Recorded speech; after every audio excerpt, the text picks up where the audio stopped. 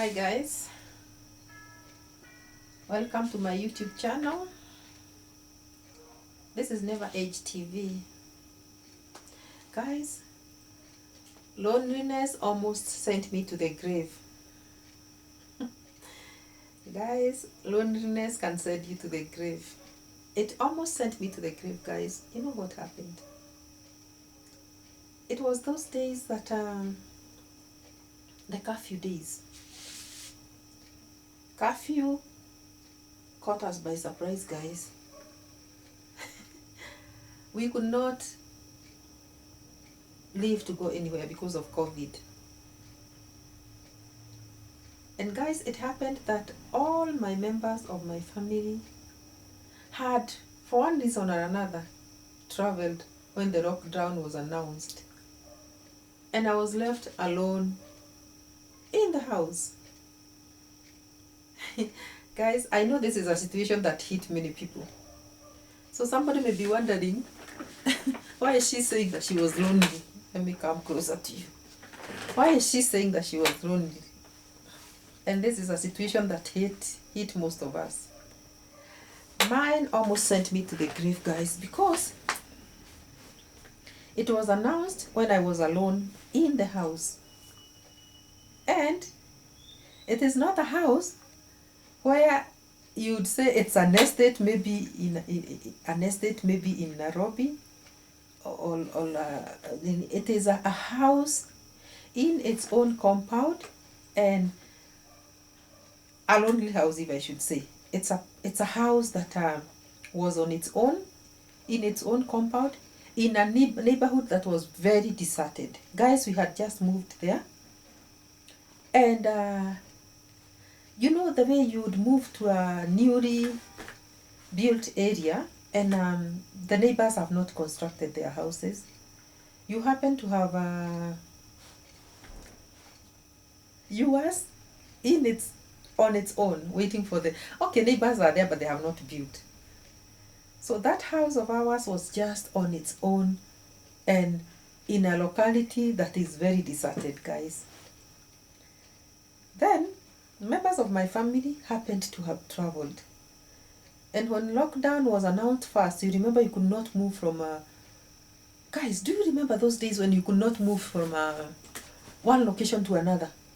Like you could not move from Nairobi to go to even... You could not even go to Naivasha. Because near Rimuru, there was a roadblock. There were roadblocks, not even one. And I remember even the motorcycle guys used to do their thing. One could take a matatu, maybe reach the destination of the roadblock, alight just a few meters to the roadblock, cross over by foot, and go and hook up with a motorcycle guy the other side of the roadblock, and they take you to the destination, which was criminal, guys. The policemen came to know about that, and they did all they could to stop that from happening. So guys, I do not want to say that I even attempted doing that. It happened, and I was that person who was caught up in a locality that is very deserted and alone in the house. Alone in the house, guys. My people were out there. They could not come to me. I was here. I could not go to them.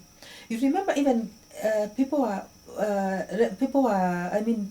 dying, and you could not even attend your loved ones' burials.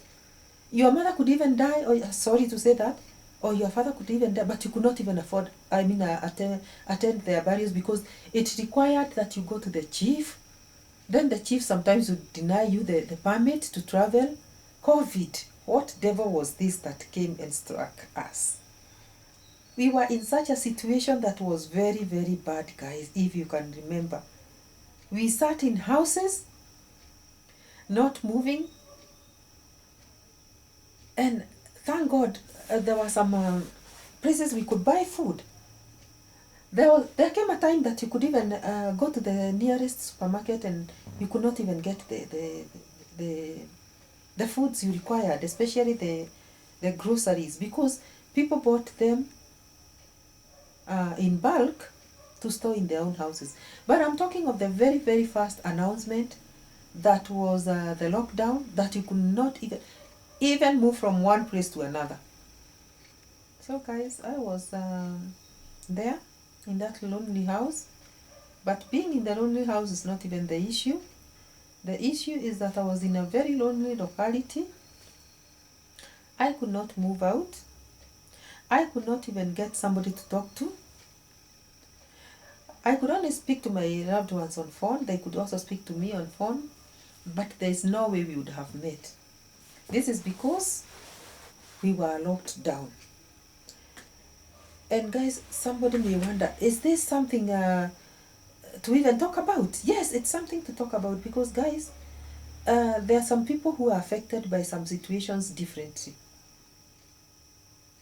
This situation affected me in a very bad way, in a way that I even developed ulcers. I developed stomach ulcers because it really troubled me. You cannot tell me that you'll stay for 2 months, 3 months without seeing your loved ones. And it's not that you people left while having agreed that you are going to stay out there. And you tell me that you are left alone there, and they also went through so much pain. It's not only I, but them, they were lucky because wherever they had gone, there were at least other people there.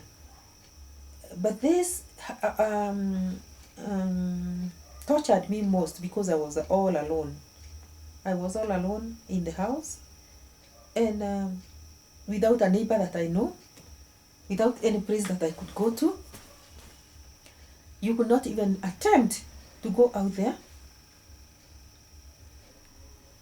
And guys, it was not easy. So there's this time that I now felt, so ulcers can be very painful, guys. Ulcers can pain until you don't know what to do. There's this time that I now felt a lot of pain, and I decided now I have to go to hospital. I had to call an Uber. Ubers were charging so much money because they were overcharging because they knew how desperate the situation was, and some of them were not even there. And you remember those Ubers then, they had to be, should I use the word demarcated, because there is a way you will not even have come closer to the driver of the Uber. Even sitting on the back, it had to be divided. And guys, I had to call an Uber to take me to hospital. And my ulcers were really paining me. And guys, I had to call in good time before the curfew hours. But guys, when I went to hospital, you know how hospitals were then. Because of COVID, they were also very, very, very particular on handling the patients. And those were the days when we could hear doctors are also dying, nurses are dying. So there you are, going to be treated, and the situation was very bad in hospitals. First of all, the hospitals were very full with COVID patients. So even as I'm going there with my ulcers, I was also very careful that I don't contact COVID even from hospitals. There are people who used to go to hospital and they contact the disease from there. So guys, I went, and it happened that the curfew hours arrived before I could, there was a traffic jam. Do you remember those days that you could hear people have slept at the traffic jam on Thika Road, or on, and the police were even asking them to light fires because they will not proceed. I was caught up in that traffic. And guys, a sick person, okay, having been treated, and I was now going back, I had to sleep at the traffic jam until 5 in the morning, because there were no vehicles that were moving. The traffic police had stopped the vehicles on Thika Road, somewhere near, what do you call that place? Near Roasters. And the snare up had built up all the way all the way back up to TRM, and there I was.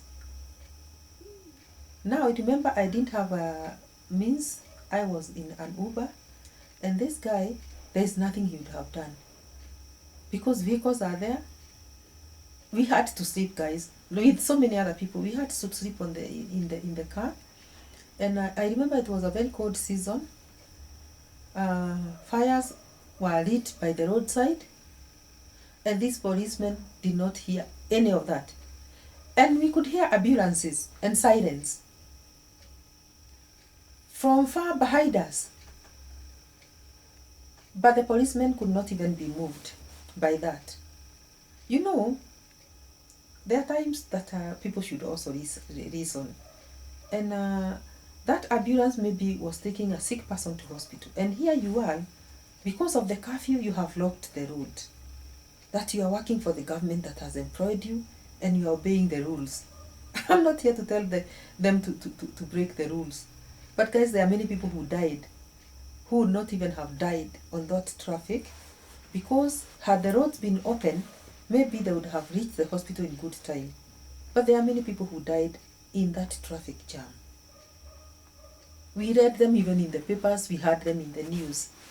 So guys, this was to tell you that I again now managed to get back to the house at about 5:30 in the morning. Went back to that house, which is very lonely, because where else do you go to? You go to the same house which is very lonely and alone and sick,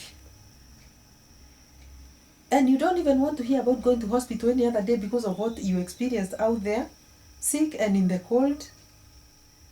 And guys, these are times that we should pray to God that they will never come back to us. It was a very bad season. I experienced loneliness that could kill.